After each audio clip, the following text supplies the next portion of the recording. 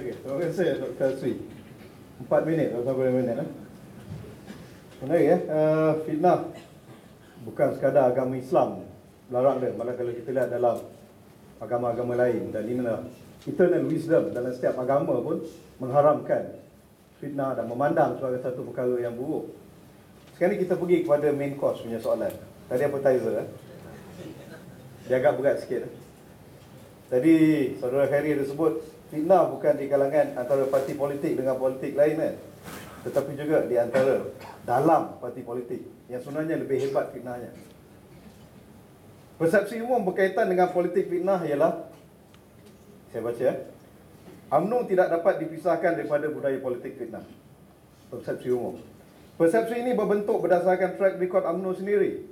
Sama ada politik fitnah itu berlaku di antara UMNO dengan lawan politik mereka ataupun di kalangan sesama ahli UMNO, terutamanya ketika merebut jawatan tertinggi parti. Malah saudara KJ sendiri dilihat sebagai mangsa politik fitnah dalam UMNO dalam banyak keadaan.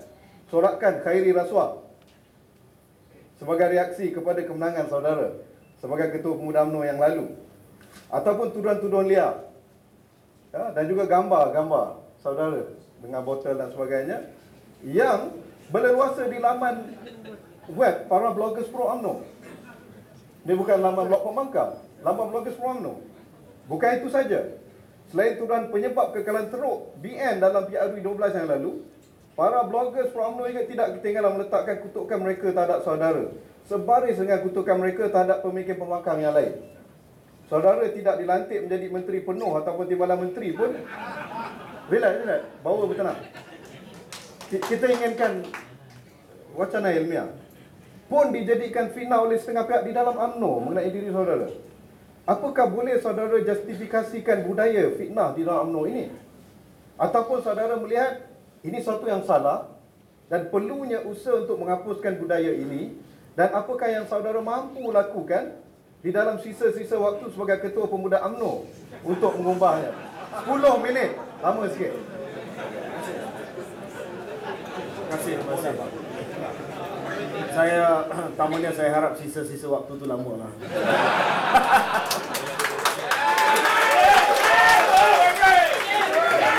Buat tenang. Ini bukan popularity contest. Ini wacana ilmiah. Jadi yang saya nak jawab soalan Dr. Mazli tadi. Dr. Mazli banyak menyentuh soal cabaran yang dihadapi oleh saya secara peribadi ya. Mungkin nak hangatkan jawapan daripada saya. Tapi kita ambil ini secara umum lah, secara umum ya. Dan saya pun boleh bagi kesimpulan secara peribadi. Tetapi apa yang saya nyatakan di sini adalah bahawa politik fitnah ini dia tidak terhad dalam UMNO.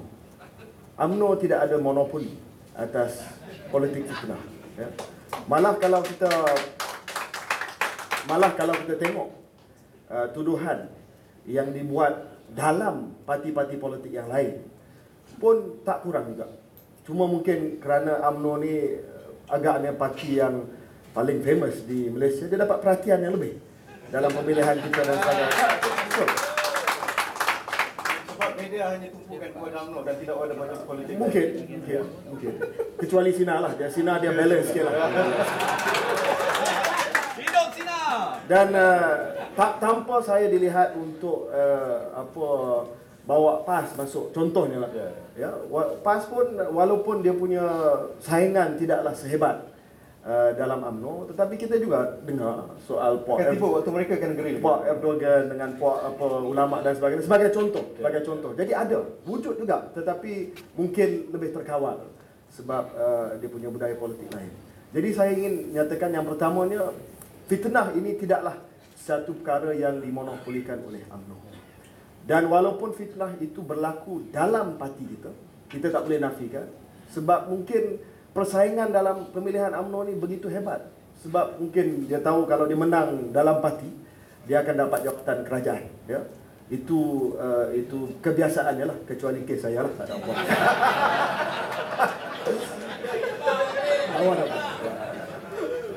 Ya. Dan secara umumnya seperti mana yang saya sebutkan dalam jawapan pertama saya tadi, kita kena cari jalan bagaimana kita nak kurangkan perkara ni. Ya. Saya nampak antara masalah daripada hari ini adalah ketaksuban, sama ada dalam UMNO ataupun di luar UMNO, di parti lain, bukan terhadap perjuangan, bukan terhadap perjuangan untuk membantu rakyat, tetapi perjuangan terhadap pemimpin. Ya. Banyak fitnah yang diterima adalah daripada pihak lawan, penyokong-penyokong pemimpin lain. Saya boleh cakap dalam secara terbuka, saya boleh cakap dalam kes saya, fitnah yang datang kepada saya, sama ada dalam UMNO, bloggers UMNO dan sebagainya, sebenarnya datang daripada penyokong pemimpin lain yang mungkin lawan saya satu ketika dahulu. Jadi itu adalah oleh kerana ketaksuban mereka.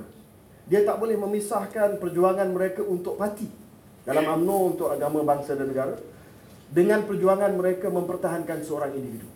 Jadi bila perjuangan kita taksub kepada individu, bukan komited dan istiqamah kepada perjuangan yang lebih besar, maka semuanya dihalalkan, termasuk fitnah.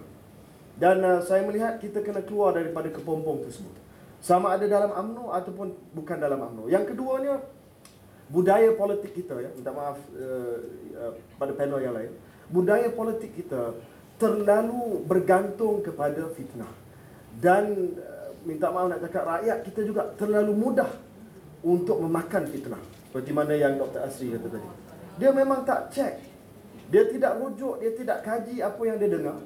Dia hanya buat keputusan berdasarkan kepada bias dan prejudis mereka sendiri.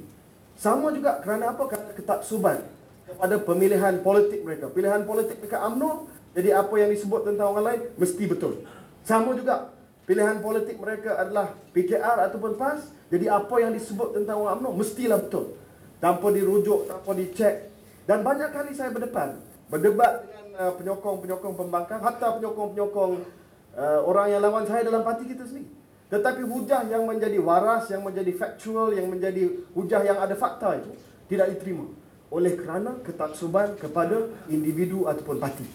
Jadi bagi saya, usaha kita nak mengatasi segala ini, yang pertamanya kita perlu ada persekitaran maklumat yang lebih bebas lagi. Ya, saya antara orang dalam UMNO yang kata perlu ada kebebasan. Bila kita tak ada kebebasan, kita ada berat sebelah, sama ada media massa ataupun dalam media alternatif berat sebelah, waima utusan ataupun harakah, maka ia akan kuatkan lagi prejudis, kuatkan lagi bias, dan akhirnya mereka tidak dapat nampak kebenaran yang ada di tengah, sebab mereka lebih suka tengok kepada apa yang salah kepada pihak lawan. Jadi perkara yang pertama yang perlu kita adakan adalah kebebasan. Antara sebab saya buat wacana pada hari ini, saya nak tunjuk kepada bukan hanya pemuda UMNO tetapi juga pemuda PAS. Kita boleh duduk atas satu pentas, cari kebenaran. Cari kebenaran. Dan kita serah. Kita serah kepada orang lain untuk buat penilaian. Itu politik yang sihat. Ya? Bukan kita tuduh-menuduh, kita serah. Sebab rakyat Malaysia bijaksana. Walaupun tadi saya, bila sebut nama saya, pemuda UMNO tepuk tangan, sebut nama Ustaz Nasruddin, takbir daripada pemuda PAS, tapi tak apa. InsyaAllah, akhirnya nanti bila disebut nama Ustaz Nasruddin, saya punya pemuda akan tepuk, dan sebut nama saya, pemuda PAS pun akan takbir. Okay. Terima kasih. Saya agak tertarik tentang kebebasan media, kebebasan bersuara di Malaysia. YB agak konsisten pada awal. Saya ucapkan tahniah lah, dan benda ni perlu diteruskan. Mungkin lepas ni boleh jadi Menteri Penerangan kot.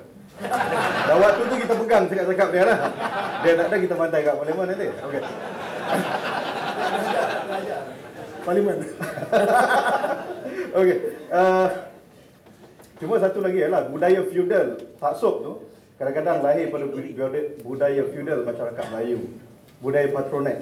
Yang saya rasa itu kita kena ubah dari segi sosiologinya sebelum kita melangkah ke depan lagi.